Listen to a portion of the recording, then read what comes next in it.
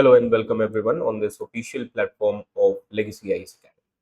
So today in this session we are going to discuss the chapter number 5 of class 7th NCERT. जी हाँ. Now in last chapter, that is chapter number 4, we have discussed the situation of 6th century BC, that is the age of Mahajanpadas till the establishment of modern empire. है ना? So in last chapter, as we have discussed, there were total 16 Mahajanpadas. 16 Mahajanapadas. Fine. So these Janapadas were created, Mahajanapadas were created in around 600 BC. Okay. It is also considered as the age of second urbanization.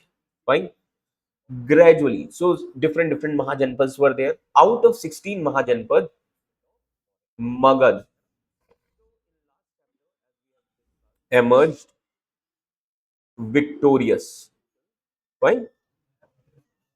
Magad emerged victorious, and gradually important dynasties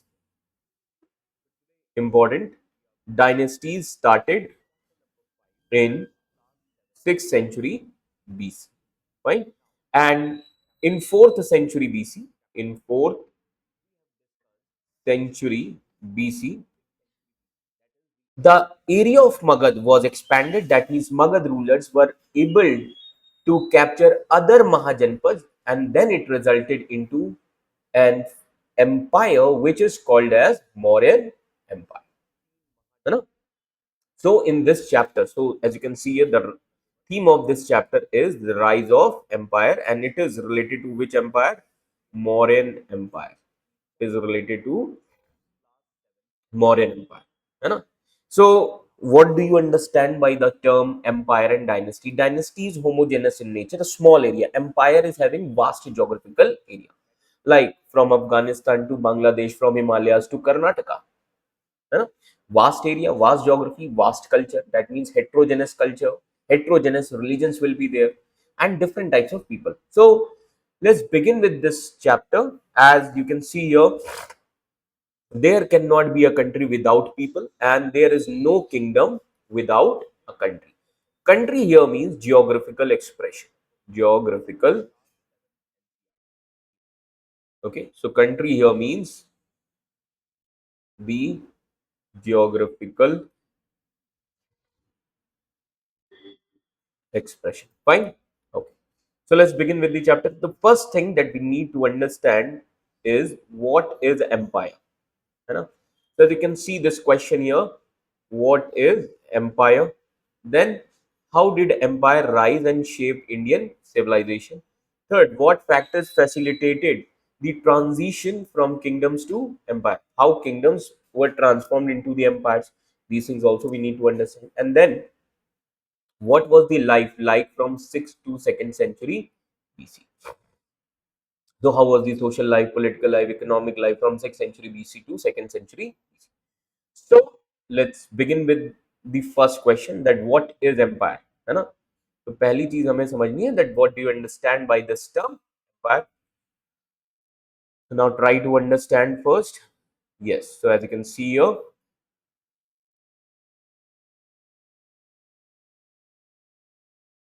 okay. So what is empire? First question. See, the empire. So this talks about the etymology. Etymology means from where the word empire comes. Clear? So empire word comes from the Latin word imperium, which means supreme power. Yes, it means supreme power. So try to understand what is the definition of empire. So empire is nothing but a collection of small kingdoms. Clear? Empire क्या है? As you can see here, is a collection of smaller kingdoms or the territories over which powerful ruler or group of rulers they exert their influence or exert their power. Okay. Also, they wage war against these smaller kingdoms. That is what is called as empire. Clear? So basically, empire most of the time established through the military conquest. established through military conquest. Fine. Okay. Now, what are the key characteristics of empire? So, what are the key characteristics of empire? So, try to understand. As you can see, these lines represent what? Key characteristics. Okay. Now, what are the key characteristics? First is territorial composition. Okay. First is territorial composition. Okay. Clear? That means when multiple kingdoms comes under one central authority, then it is called as empire. That means territorial composition. Second, tributary system. As you can see here, all tributaries to the emperor. Tributary system. Now, what is tributary system? When smaller territories retain their rulers, clear, but they actually became the tributaries. They actually became the vassals. They actually became the officials of the emperor. For example, if Mauryan emperor is there, okay, so there are various kingdoms in different parts, central India and all. So in central India was already having their ruler. So when those rulers come under the authority of Mauryan emperor, they will become what? They will become the vassals. They will become officials of Mauryan emperor. Clear? That is called as tributary. Then empire will always be having capital. As you can see, empire will always have capital. Like Mauryan Empire, the center was Magad region. What was the capital of Mauryan Empire? Patliputra. Clear? So capital क्या होगा? So capital was basically a major center of economic and administrative power. Capital will always be a center of economic and administrative power. Clear? And then in empire there will be one central authority, and emperor rules from the entire. है ना? So remember this thing. Who will rule? Who will sit in the capital? Emperor. Emperor will rule from the capital of the empire. Fine. So these are some important things. Now there are some Sanskrit terminologies for emperor. Now there are various Sanskrit terminologies for emperor, like Samraj. Samraj means lord of all, or you can say supreme ruler. Okay. Then Adhiraj. Adhiraj means overlord. Then Raja Adhiraj, king of kings. Clear? Adhiraj means a kind of officials. Raja Adhiraj means you are the head of those officials. That means king of kings. Fine. So these are some important terms. Clear? Okay. Now, so what are the features of empire? So as you can see here, this diagram on your screen. Yes. So what are the features of empire? First, empire will maintain its army. Yes. That means military power. Empire will be having military power. It maintains an army to keep the tributary states under the control. So emperor needs to have its own army so that it can control the tributary emperor. It can control the other officials also. Clear? And also it can protect the empire from external kingdoms or external aggression. Clear? Second is administration and governance. This is related to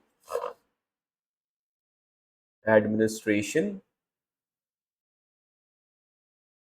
and governance. Fine. Okay. Empire will always have the elaborate administration. That means there will be some officials, bureaucrats who are going to manage the empire. They will collect the taxes, maintain law and order, etc. and etc. Okay.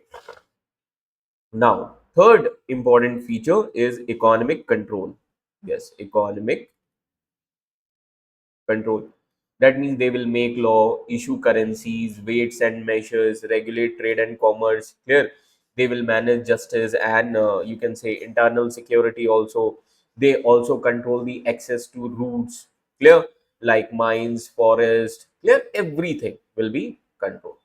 This much is clear to all of you. So this is also something related to economic power. And as you can see here, control access, regulates the resources also. This will also comes under economic power. This is another feature in this Mauryan Empire. Okay. Now next is infrastructure. Now as you can see, this feature maintains communication, road, river, sea navigation. So infrastructure development is there. है ना? That means empire will make road networks, communication, है ना? Sea navigation, etc. Clear? For administration of trade as well as people welfare also. Clear? Then another important thing is empire will always promote culture. है ना? So cultural patronage. Clear? Empire always encourage art, literature, religion, schools of thoughts, centers of learning. Clear? Also commissioned the architectural monuments. Also commissioned architectural monuments. Fine. Okay. And then comes the resource management also. Clear? Apart from this, overall, if you see, so empire also maintain the resource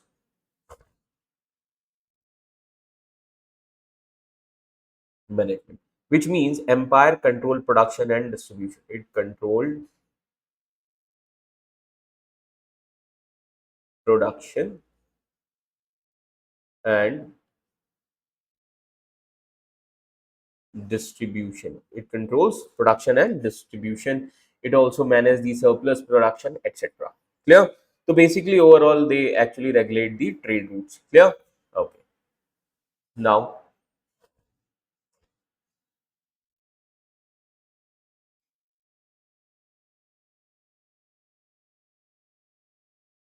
clear? So as you can see here, okay, empire extended over vast areas and it has diverse people. Just now I have told you, no, that empire and kingdom, there is a difference. Kingdom in small area, empire vast geographical area having different language, different culture, heterogeneous religions. Here everything fine. So there are various factors for transition from kingdoms to empire. So बहुत सारे ऐसे factors हैं which resulted into the transition from kingdoms to empire. Clear? Now, the first important thing that you need to understand, yes. So basically, try to understand that uh, transition, how transition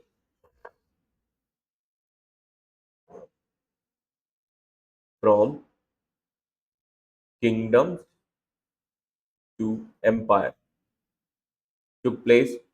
So first thing is geographical advantage. Geographical advantage. Fine. Geographical advantage in the sense like fertile plains will be there, resources will be there, iron ore was available, forest provide timber, mineral resources, coastal access, all these things are there. Then apart from geographical advantage, economic factors are also there. Yeah, fine. Economic factors are also there. Now what are the economic factors? Economic factors like agricultural surplus. Okay. Second important thing, trade networks. Trade networks. Then artisan class. Then guild system. Okay, fine. So these are some important factors, economic factors. Then next important thing is political and military factors. Now there are other factors also like political and military factors also. Military factors in the sense strong leadership. Okay, strong leadership. Then trained armies are also there. Then apart from this, strategic alliances. So king can also make strategic alliances with other rulers. Clear? So these are some important things. So based on these above factors, kingdoms were transformed into what? Into, you can say, empire. This is how empires are created. So total, how many Mahajanpas were there? As we have discussed, total there were 16 Mahajanpas in the last chapter we have discussed. है ना? So there were total 16 Mahajanpas. Okay. And out of 16 Mahajanpat, which became victorious or which emerged as a power, that is Magad. Okay. So now we'll try to discuss the rise of Magad. Okay. Now we'll discuss the rise of Magad. Now try to understand, out of 16 Mahajanpadas, there was the rise of Magad. So the period between 6th to 4th century was profound change in North India. Okay. Now there were total 16 Mahajanapadas. Fine. Clear. And large kingdoms used to be there in north and central India, and earlier there used to be assembly system. Remember, these things we have discussed in the previous chapter. Now, what are the reasons for the rise of Magad? So first we need to understand the reasons for the rise of Magad. Fine. Okay. Now, first important reason is with respect to the rise of Magad, geographical region. Yes. So if you see present day Magad, it comes under Bihar area, Bihar Jharkhand area. Okay. So first is Magad was having the geographical and economic advantages. First reason, Magad was having geographical and economic advantages. Fine. Now, geographical and economic advantages. कैसे? First of all, it is located in resource-rich Ganga plains. Clear, it was having fertile land. Fertile land will help in agriculture. Okay. Then abundant forest for timber also, as well as wildlife. Clear. Then elephants were also there. Elephants were also used for military purpose. Military use of elephants. Clear. Then apart from this, iron ore, use of iron ore was also there. Best quality of iron was there from nearby hills area. Clear. Iron ore and other minerals from the nearby hilly regions. This actually proved important for the expansion of the Magad, and they have created the better and advanced iron tools. Clear. Then there were rivers and its tributaries also. Now what kind of rivers? Rivers Ganga and Son. So Ganga and Son rivers were used for transportation and trade. Fine. Okay. So as you can see here,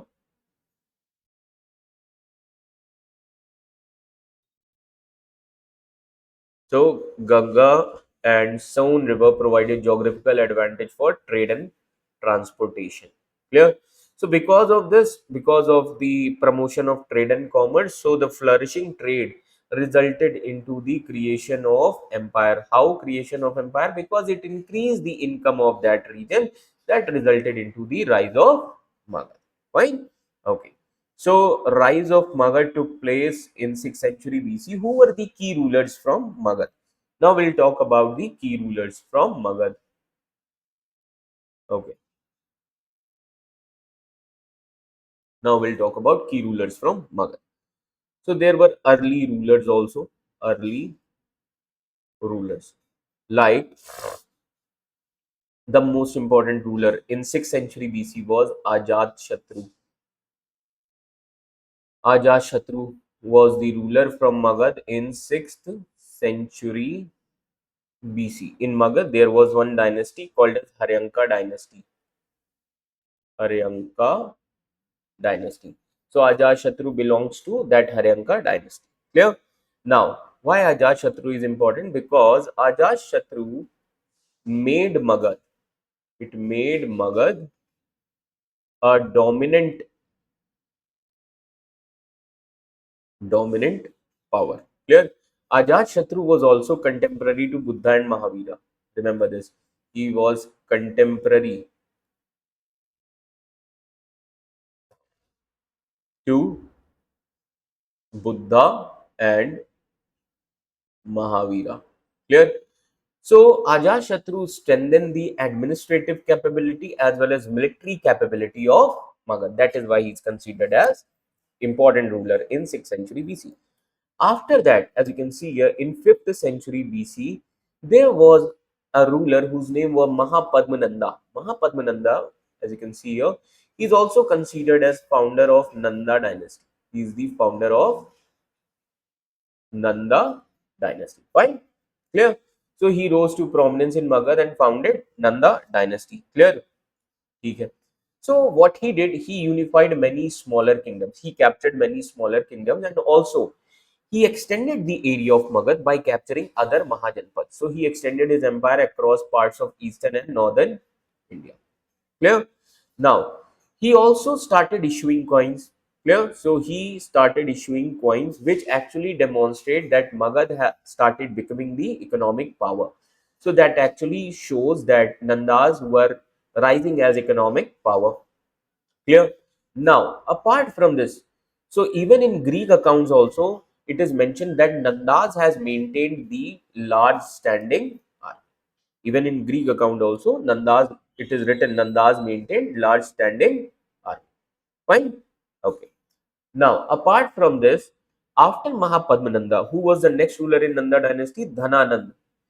Dhananand, during the time period of Dhananand, though the empire was rich, but it was highly unpopular. Clear? Though the empire was rich, but it was highly unpopular. Clear? Because he oppressed and exploited his people. Dhananand jo tha na, he started oppressing and exploiting his people. This much is clear to all of you. And this resulted into, because now try to understand, during the time period of Dhananand, even people were against the rule of Dhananand. Clear? Because his rule was exploitative in nature. He used to oppress the people. This has actually paved the way for the advent of Mauryan Empire. Clear? Even the population will support the Mauryans. This much is clear to all of you. So that is why this paved the way for Nanda Empire to be conquered by the Mauryans and absorbed into one of the largest empire in India called as Mauryan Empire. So after, so, who is the founder of Mauryan Empire? Chandragupta Maurya. Chandragupta Maurya defeated and killed Dhananand in 321 BC, which who laid the foundation of Mauryan Empire. Fine. This was the scenario. Okay. Now we'll talk about the arrival of Greeks. Greeks in the sense Alexander. Okay. Now, arrival of Greeks. So, as you can see on your screen, okay.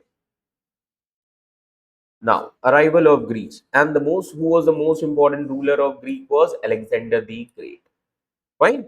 Okay. So, arrival of Greeks. Now, try to understand. Magad was rising in the east. As you can see here, Magad located in the eastern part. Magad was rising in the east, but various other kingdoms used to be there in northwestern India. Northwestern India means Afghanistan region, that present day Pakistan region. Clear? So various smaller kingdoms used to exist on the northwestern region. Clear? Okay. Now, in northwest region, among them, according to Greeks, in this region, in northwest region, Pauravas used to be there. Clear? In this region, Pauravas. Pauravas means Paurava kingdom used to be there, which was led by King Porus. Clear? Okay. Now, during this time period, Alexander invasion also took place. So now try to understand.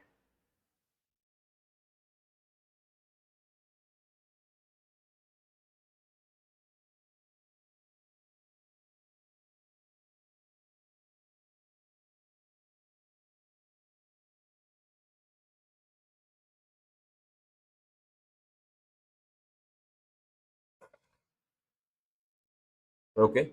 Now, so Alexander conquest. Now try to understand that Alexander was the ruler from Greece, and at the same time, this is Europe. If you move towards India, this is India. In between, there is a region called as West Asia as well as Central Asia. Fine. Okay. Now, in this region, in Central Asia whose rule was there in this region, Persian Empire used to exist.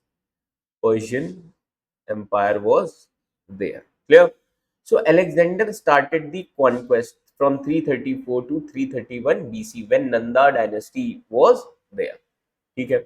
Alexander, who was a ruler from Macedonia, he campaigned against the Persian Empire to avenge earlier Persian invasions of Greece. So before Alexander, Persians, this empire used to invade Greece area. This much is clear to all of you. That is why Alexander wanted to take the revenge from the Persian Empire. Okay. So Alexander started coming towards the east. So first he conquered the Persian Empire. So in this way, Alexander, as you can see here, Alexander conquered Persian Empire, clear, and the influence of Greek culture spread. So now in this region, Greek culture, Greek culture got spread.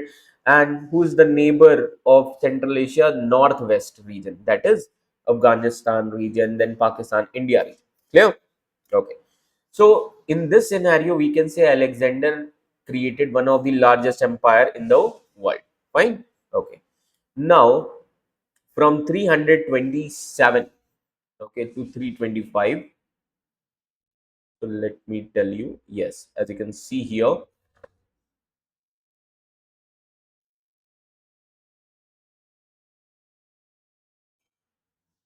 Fine. So as you can see this chart also, 327 to 325. है ना?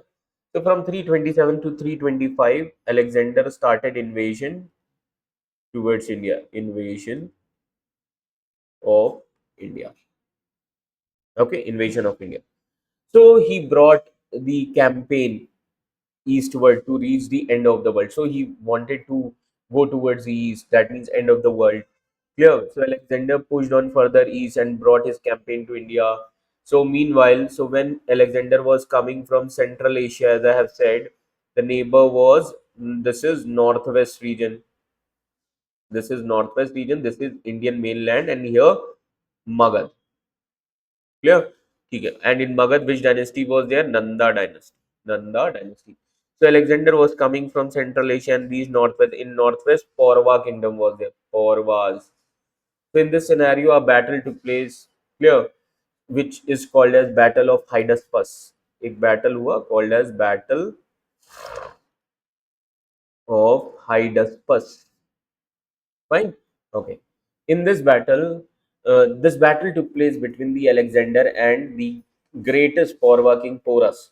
Though Alexander defeated Porus, but Alexander was impressed by the dareness of Porus. That is why Alexander recovered his kingdoms. Clear? So he defeated Porus in Punjab, that is Hydaspes River, and a Battle of Jhelum. This battle is also called as Battle of Jhelum. Fine. Okay. So Alexander, remember this thing. Alexander was seriously wounded in this battle also. Alexander को इसमें बहुत ज़्यादा चोट लगी थी. Alexander, he was seriously wounded, and later Alexander wanted to move towards east. In east, which kingdom was there? Magad kingdom. But his soldiers refused to go towards the east. Clear? That they refused to go towards the Ganga River region. Clear? And that is why Alexander had to go back from India. Fine. Okay. So while returning, now try to understand. Okay. So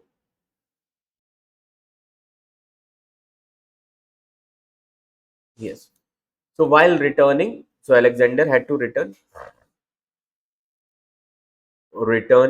to Persia. Fine. ठीक है. So while returning, so Alexander in 323 BC, Alexander died at Babylonia. Alexander died at Babylonia. Babylonia is in Iran region. Iran. Clear? So in 323 BC, it was the end of Alexander era. Fine. But still, from Greece till northwestern region, the region was under the control of Greek. Greek rule was there. Fine. Okay. Now, as you can see here, I would like to mention you one his story also here.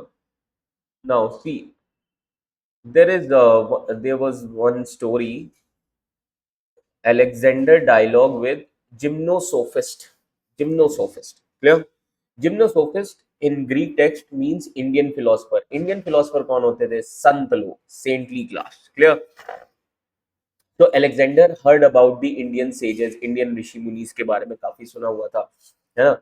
And Greeks used to call Indian sages as gymnosophist और naked philosophers, probably because they used to wear a little clothes. Clear? So Alexander tried to challenge them with his riddles. Clear? And Alexander also threatened them if they are going to give the wrong answer, then Alexander threatened him for death also. Okay. So our saintly class or our philosophers, you can say, they responded to Alexander very calmly. Clear? So gymnosophist or Indian saint, they responded to Alexander questions calmly and intelligently. Clear? So Alexander was impressed, and in the end, he spared them all. Clear?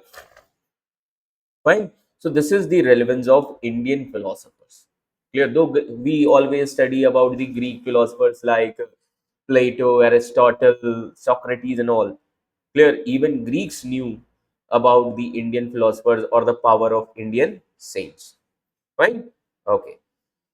So finally, in 321 BC, as you can see,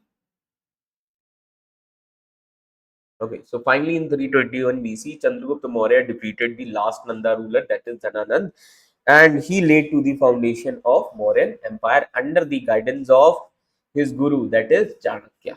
Clear? So mighty Maurya. So Mauryan Empire was founded in 321 BC. Clear? So as you can see here, Chandragupta Maurya. Mauryan Empire was founded by Chandragupta Maurya, and Chandragupta Maurya defeated and killed last Nanda ruler, that is Dhananand. Clear? And he established his rule in Patliputra. Clear? So Chandragupta Maurya managed his feat with the help of his guru or mentor called as Kautilya, who used his knowledge of politics, governance, and economics to create a full-fledged empire. Clear? And that empire has become one of the greatest empire in Indian history. Clear? So what was the capital of Mauryan Empire? Was Patliputra. Mentor was Chanakya. Clear? Now we'll discuss about the story of Chanakya.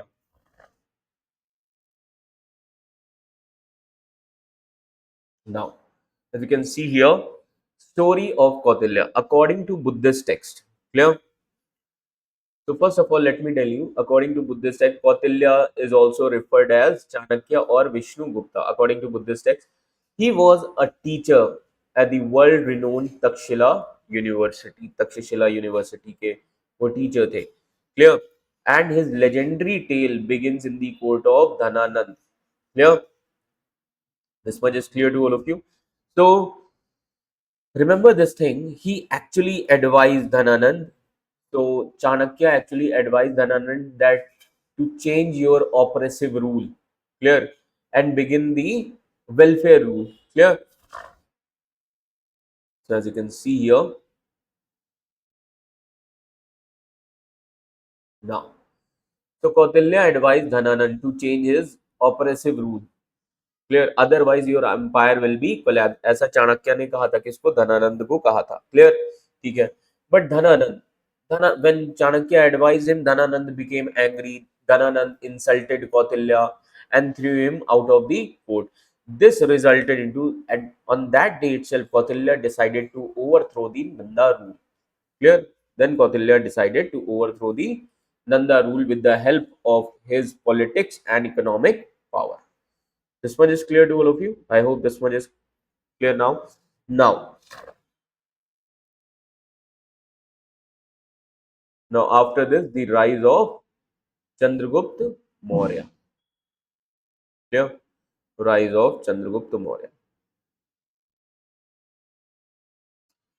So there are many stories for the rise of Chandragupta Maurya. Clear? Now try to understand. Yes. So there are various stories with respect to the rise of Chandragupta Maurya, that how Chandragupta Maurya came to the picture. Clear? Now, so there are many stories about its origin as well as adventures of Chandragupta Maurya, but their common theme that he overthrew the Nandas and took the control of Magad. Clear? So that he can establish his rule, you know, and the capital was Patliputra. Okay, so this we have already discussed. Now we'll try to discuss the Kautilya's concept of kingdom. Now, Kautilya's concept of kingdom. Now we need to understand the Kautilya philosophy as well as the model, है ना? Now try to understand now Kautilya's philosophy. Kautilya's philosophy and governance model. Fine. Okay. So Kautilya, he knew that how to run a kingdom, how to run a Raj. So he used to call kingdom as Rajya. Clear? So he had a vision that how a kingdom should be established, how kingdom should be managed and consolidated. Clear? For that, he wrote a book called as Arthashastra. His major work was Arthashastra. Arthashastra is considered as the first book on statecraft. Considered as first book on statecraft. Statecraft in the sense how to run the state. Fine. Okay. Now, so he has given comprehensive directives. Okay. So as you can see here, he has given comprehensive directives in many areas like defense and military. Fine. So Kautilya has given various directives like defense, military, economics, administration. He also wrote chapter on justice, urban planning, clear agriculture and management. Also talked about the people's welfare. And the most important concept that he has given called as Saptanga. Now, what is Saptanga? Saptanga means seven limbs, seven ang of administration, seven components of a kingdom. So now you need to see this image. As you can see on your screen, Saptanga, Kautilya Saptanga. So there are seven limbs of administration. The first and central limb is considered as king. King means Swami. King was called as Swami. Now, why king is important? So central. So king is the central authority. Authority exercising power. Exercising power. Fine. Then second is territory and population. As you can see, second component, territory of the state along with the population. That is Janpad. So second ang is Janpad. King should have its territory and population. Clear? And in this territory, agriculture is the base. Agriculture is the base. Clear? Then third is Durg. As you can see, third is Durg. Durg means fortified town. The kingdom should be fortified. Fine? Okay.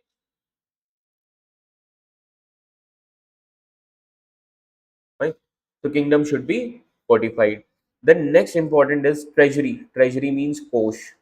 Without kosh, empire cannot work properly. Without economy, empire cannot work properly. Clear? So wealth, how wealth should be created? Wealth should be accumulated through taxes. Clear?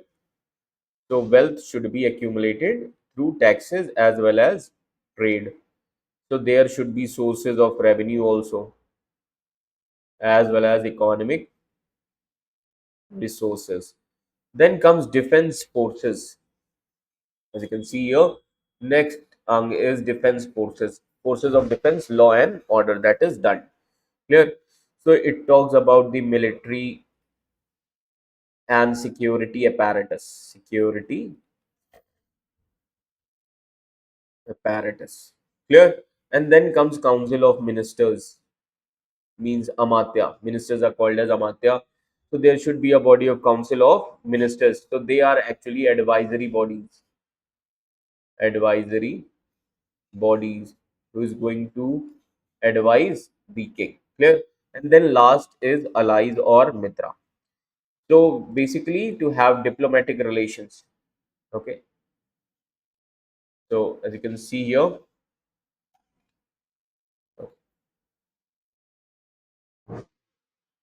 So basically, to have diplomatic alliance of friendship with other kingdoms. Fine. So these are some important things here that we need to understand with respect to Kautilya's governance and his philosophy. Fine. Okay.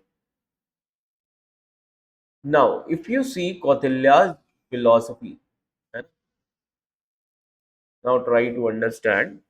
So, if we see Kautilya's philosophy, so what are the key principles that we can see? There are certain key principles. So, what are the key principles? First is that Kautilya asked for people-centric governance. People-centric governance. Fine. Second, Kautilya talked about the law and order. Law and order. Clear, because Kautilya emphasized on the strong administration. Law and order should be detailed so that it can combat the corruption also from the administration. Third, he talked about economic management. Right? He talked about economic management. Now, that means control of surplus production. Control of surplus production, tax management systems. Fine. All these things. Clear. So he talked about these principles in his governance model. Clear. Okay. Now, after Chandragupta Maurya, the most important ruler in Mauryan Empire was Ashoka. So now we'll talk about Ashoka.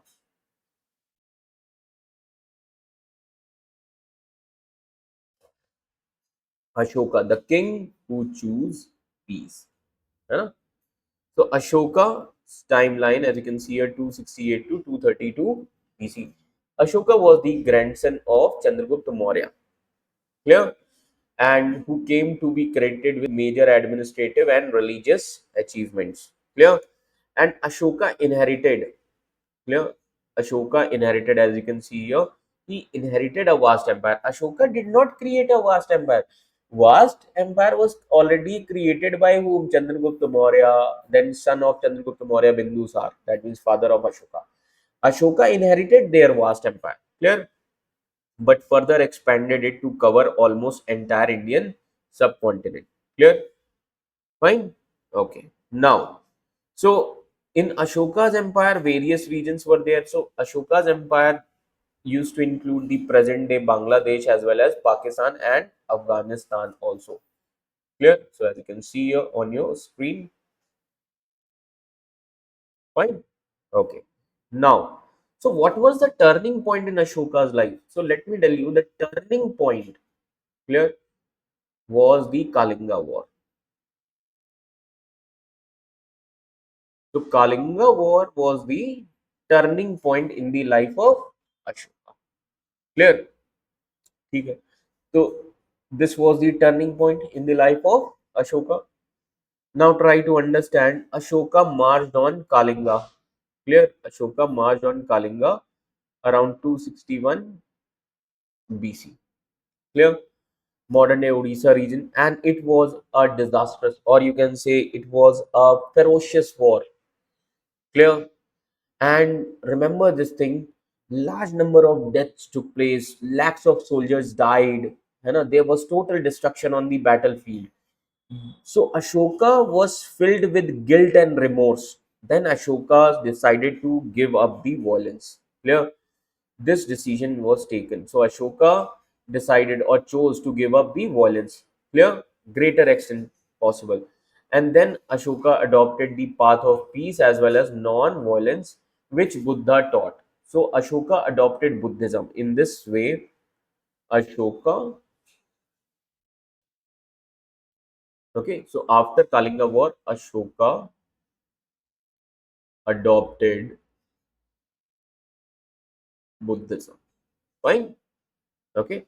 So Ashoka embraced Buddhist teachings. Ashoka sent also Buddhist missionaries to other parts of the world like Sri Lanka, Thailand, Central Asia, and beyond that, so that Ashoka can spread the message of Buddha. So Ashoka made Buddhism global in nature. Fine. So Ashoka made Buddhism global in nature. So he actually, his religious policy was the tolerance. Ashoka's religious policy was tolerance. Fine. Okay. Now, so in this scenario, one more thing I would like to mention you here. Ashoka has also sent his son Mahendra and daughter Sanghamitra as to like as a Christian missionary. Oh, sorry, as a Buddhist missionary. Sorry. So Ashoka sent his son Mahendra and daughter Sanghamitra, okay, to take the Buddhist missions to Sri Lanka. Fine. Okay.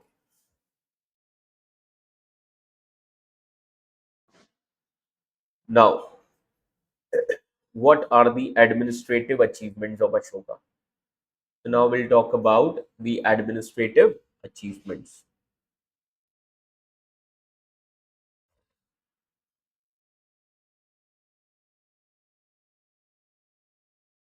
Administrative achievements of Ashoka. So try to understand that historian also call Ashoka as great communicator. Now why great communicator? Because he issued various edicts. Clear? Edicts means Ashoka's messages engraved on rocks, pillars, clear, which contains his message for the people, and also Ashoka encouraged the people to follow the dharma. Clear? So, trying to understand, most of the messages on the edicts are written in Prakrit language. This much is clear to all of you. And Prakrit language was popular language in many parts of India. Clear, and it is written in which script? Brahmi script. And Brahmi is also considered as mother of all the regional scripts of India. Fine. So the Ashoka used which script? Brahmi script. Okay. Now,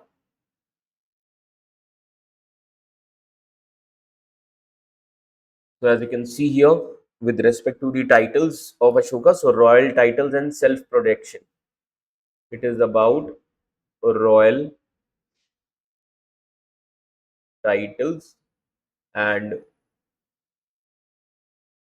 self-projection.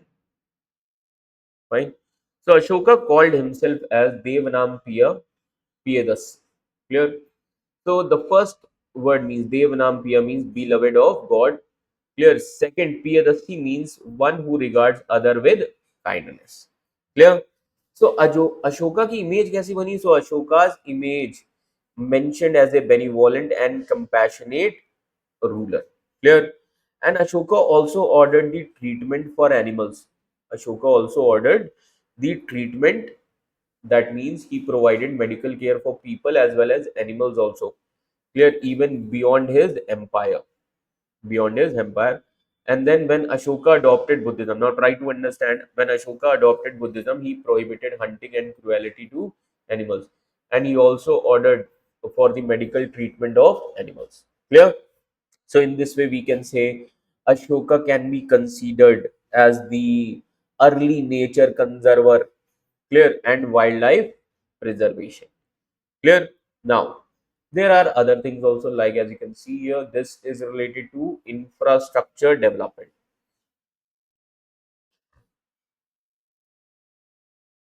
Infra development. Now, try to understand infra development. Now, Ashoka established the rest houses as well as wells at regular intervals along the main roads of his empire. Clear? He built wells for the travelers. He built wells for whom? For the travelers. He also planted the fruits. You know? He also planted the shade trees. Clear? Nearby the roads itself. Clear? And it is said that he encouraged all the sect, that means different religious people, to accept each other's best teachings, that means to learn from everyone. So basically, if you see this seems like Ashoka followed what? Ashoka followed religious pluralism. Ashoka always followed what? Religious pluralism. Clear? Now, clear? So these are some important things. Now try to understand how was the life in Mauryan period.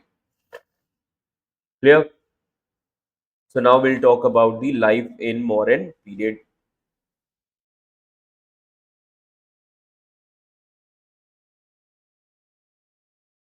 Okay, now as you can see here, life in modern period. So importance to trade was also given. Clear? Major trade routes were also there. So cities like Patliputra was the capital of Mauryans. So they were the important centers of governance as well as commerce. They had palaces also, clear public buildings as well as well planned streets also. And the taxation system was very well organized, clear brisk trade and treasury was very strong, clear. And because of this, empire was growing with prosperity, clear. At the same time, officials of the administration of empire, merchants and artisans, they also played very important role in the city life. Clear? So officials also played very important role in city life. Fine. Okay. Now,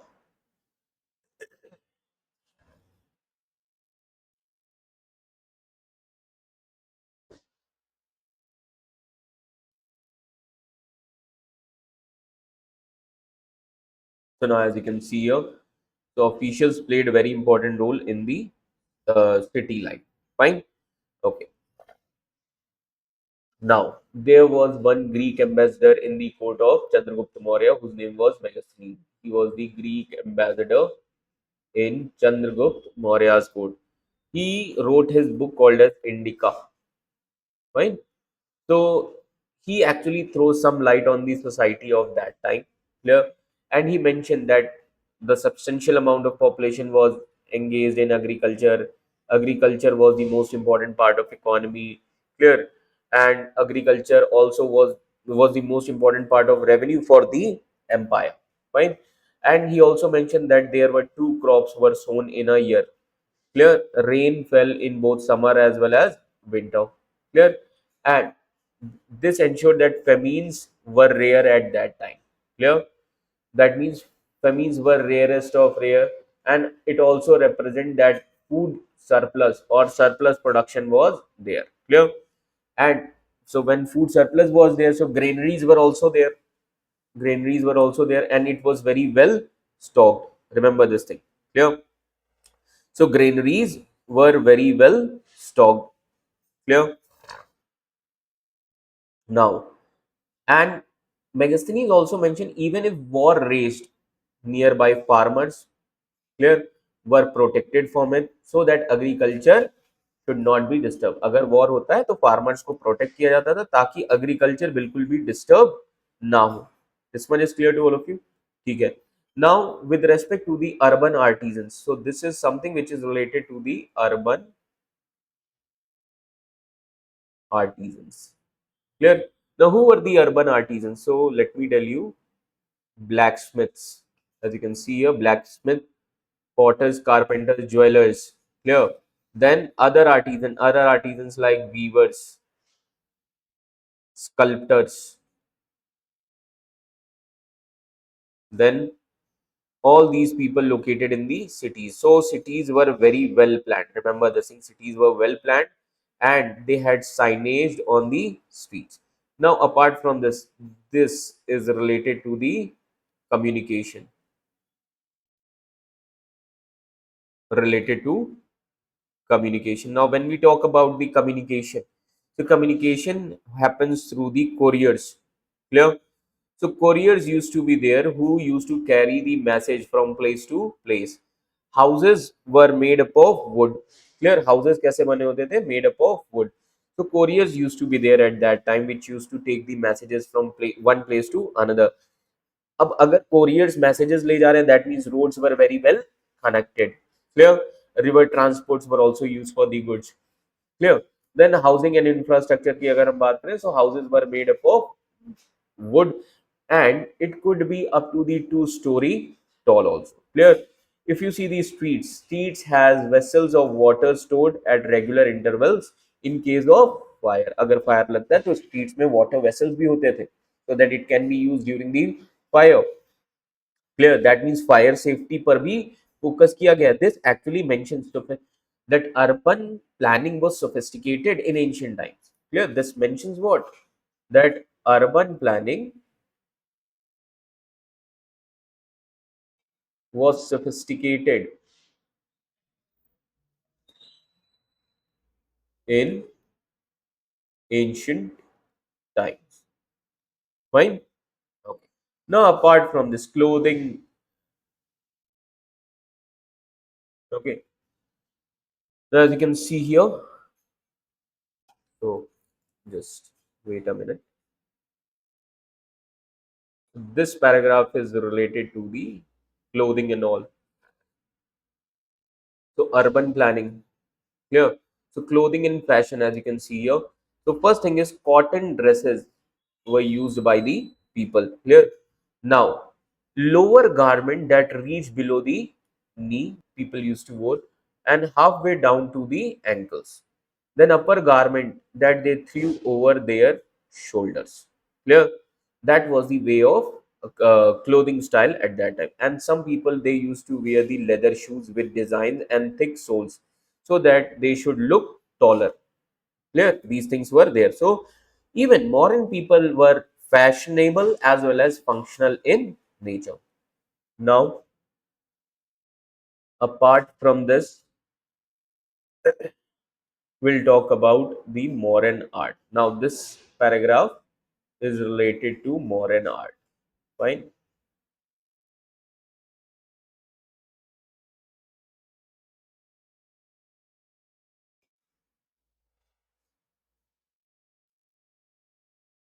Okay. So now we'll talk about the modern arts.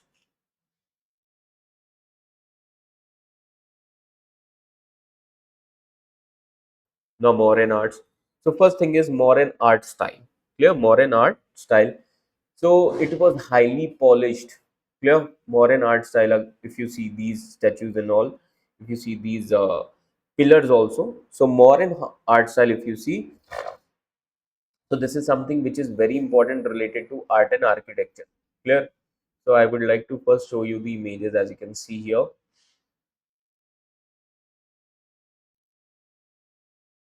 Okay.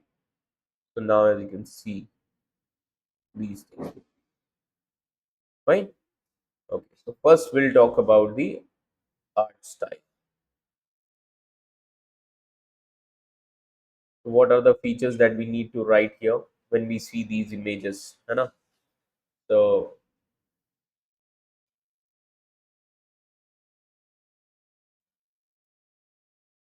okay. Now we'll talk about the modern art style. First of all, it is highly polished, intricate figurines are there, as we have seen most of the images. Intricate figurines are there.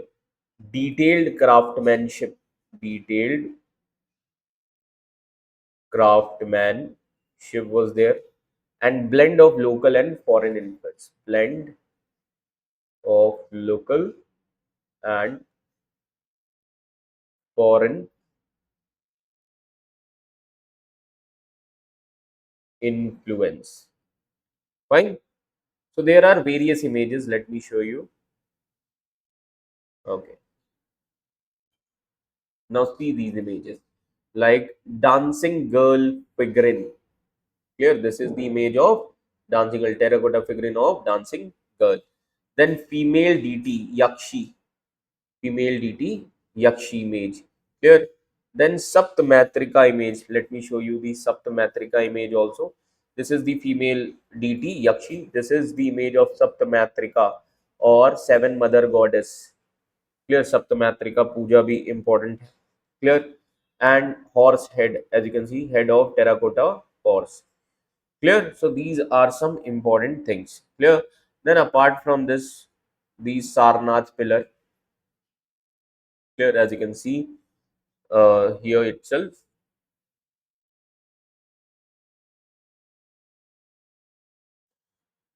Clear? So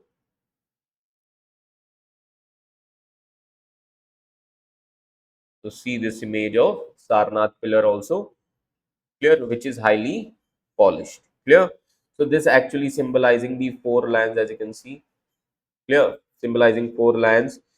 Okay, and then this is called as Dharma Chakra. It is called as Dharma Chakra, wheel of Dharma, which actually symbolize the Buddha's teachings. Clear? and it is chosen as what it is chosen. It is adopted as national emblem of India. Clear? Then apart from this, Dhauli's Dhauli caves where sculpture of elephant is also shown. So as you can see here, yes, this one. Okay. So this is the rocket sculpture of life-size elephant at Dhauli, present-day Orissa. Clear? So this actually symbolized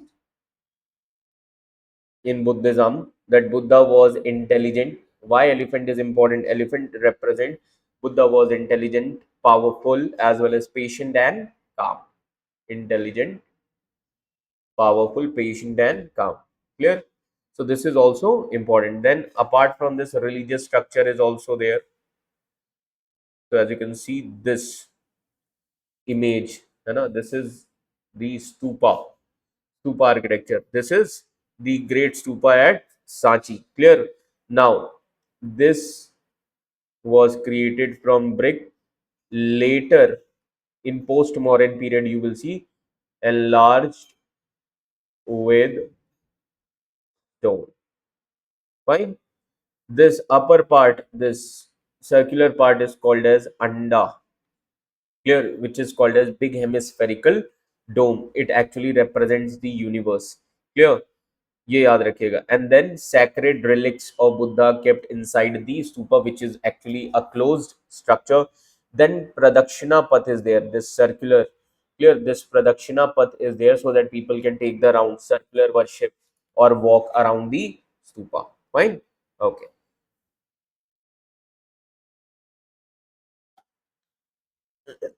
Now,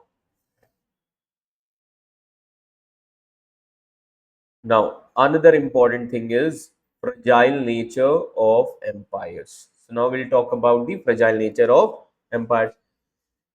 So, as it is written here that there were various past mighty empires elsewhere in the world also, like Roman, Persian, Ottoman, Spanish, Russian, British Empire.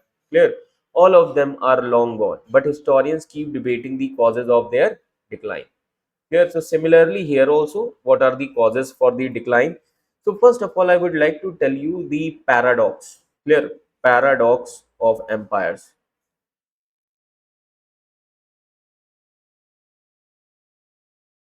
Paradox of empire.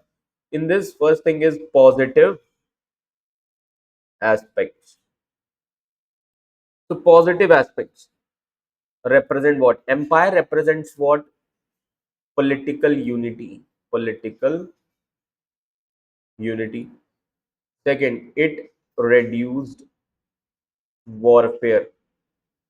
Acha, why it reduced the warfare? Try to understand. Eliminated warfare among the big empires, eliminated warfare among the smaller kingdoms. Fine. Okay. Third, prosperity. Without prosperity, empire cannot be created. Clear? Then standardization. Standardization. As you can see here also, paradox, political unity. Clear? Eliminate the warfare among smaller kingdoms. Clear?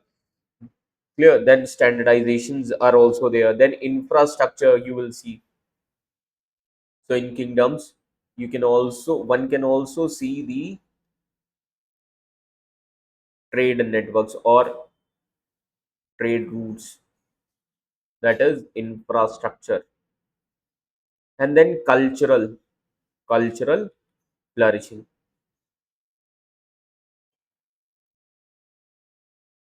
Fine. Did you notice something like in the previous chapters that we have discussed? We have not discussed about the art and architecture. But the moment empires are created, art and architecture also came into the picture. Why? Because when you have money, then only you can construct your home, art, decor, everything. So this is the period of empire where prosperity was there. That means kingdoms were having money, empire was having money. Then that is why it is resulted into the birth of art and architecture. I hope this concept is clear to all of you now. Fine.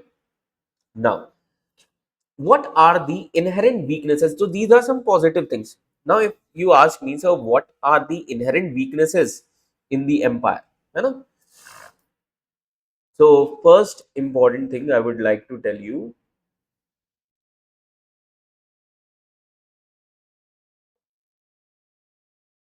okay, now inherent weaknesses. Inherent weakness with respect to empires. First thing is empires are always established through war. Established through war. Fine. Second, empires are always maintained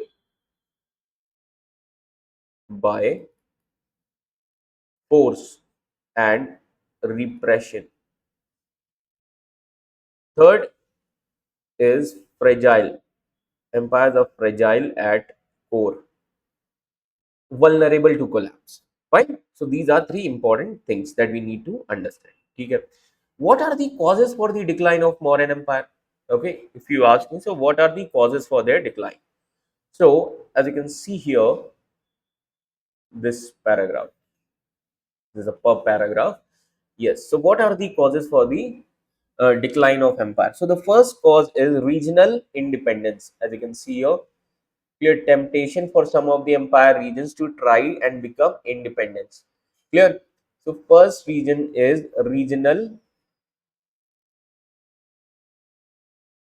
independence temptation. Fine. Okay. Now, it happens when emperor needed more resources for long military campaigns or in times of drought. Clear. So when emperor demand excessive military resources, or it happens when long military campaigns drain the economic resources.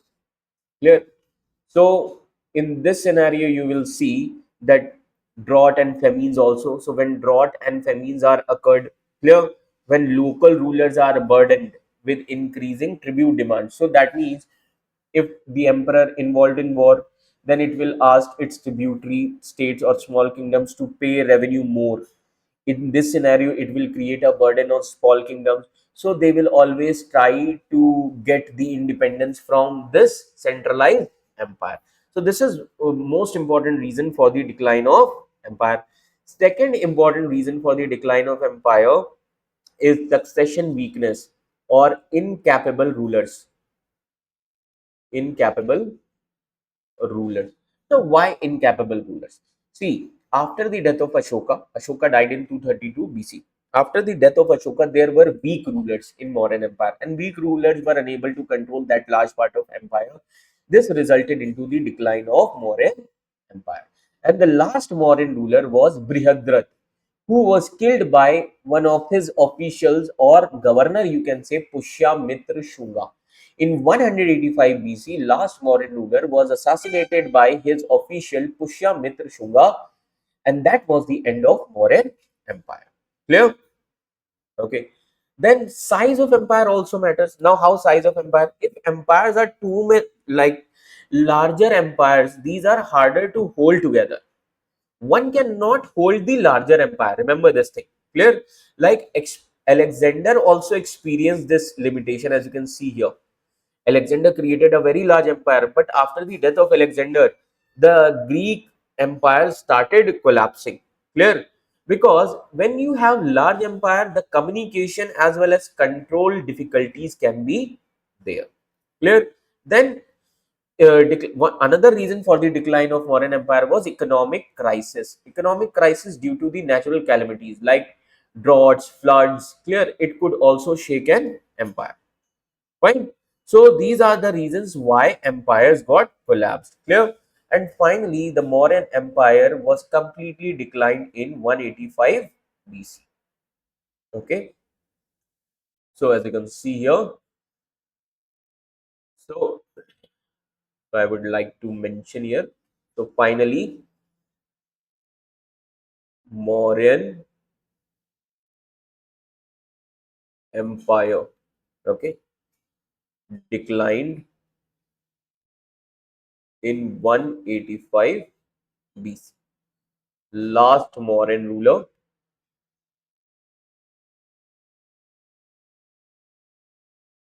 Brihadrat, was assassinated by his official or commander, that is Pushyamitra Shunga. Pushyamitra Shunga, who laid the foundation of Shunga dynasty. Fine. Laid the foundation of Shunga dynasty. So from here, post-modern period starts. Clear?